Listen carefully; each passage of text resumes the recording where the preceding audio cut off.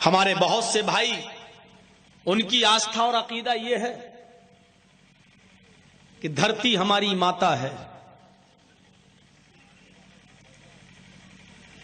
उनकी आस्था पर हम ठेस नहीं पहुंचा सकते। उनके धर्म की तालीम है, वो मानते हैं दुनिया में हर मजहब के मानने वाले हैं, और हमारे भारत में हर मजहब के मानने वाले को अपने मजहब पर अमल करने की पूरी आजादी है। लेकिन मैं पूछना चाहता हूं कि इस धरती मां को कैसा लगता होगा जब इस धरती के किसी बेटे को पिस्टल से मारकर, छलनी छलनी करके, टुकड़े टुकड़े करके उसकी लाश को जमीन पर बिछा दिया जाए। ये भारत का नागरिक है, ये इस धरती मां का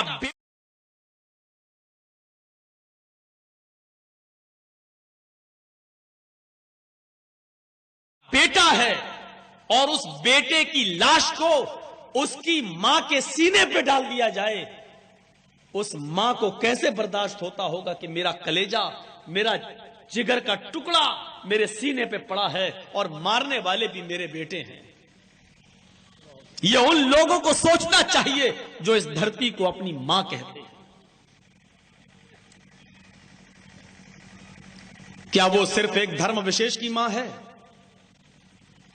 क्या वो ईसाई की मां नहीं है? क्या वो मुसलमान की मां नहीं? आप नहीं मानते? क्या ईसाई की या सिख की मां नहीं? अगर आप मानते हैं कि वो भारत के हर नागरिक की मां है, तो कैसे ये गवारा कर लेते हो कि एक मां के बेटे को उसी की मां मारकर उसी मां की छाती पर डाल दिया जाए, और उस मां को अपने बेटे के मर जाने पर और कत्ल हो जाने पर दुख हो? इस धरती से पूछिए, इसकी आहो बुका हमें सुनाई नहीं दे रही। ये पूछना चाहिए, ये गौर करने की बात है। मेरे भाइयों, दुआ करिए आप और हम सब। इसको हटवा दीजिए भाई, लाइट बंद कर दो। ये थोड़ा दूर करिए, हमारी आंखों के सामने। नीचे करो, नीचे करो या कुछ भी करो, हमें पब्लिक ही नहीं दिखाई दे रही है, और जब लोग दिखेंगे नहीं तो बोलेंगे क्या? थोड़ा सा दूर ले जाओ ना, बस ठीक है, ठीक। दुआ करिए मेरे भाइयों। मैंने शुरू में कहा था आपसे, साजिशें हो रही हैं, प्लानिंग हो रही है, लेकिन इस वक्त हम सबको बड़ी समझदारी से काम लेने की जरूरत है, बहुत समझदारी से। और एक बात कह दूं, इस देश की एकता और अखंडता को घिरड़ा और नफरत से खत्म करने की प्लानिंग हो रही है।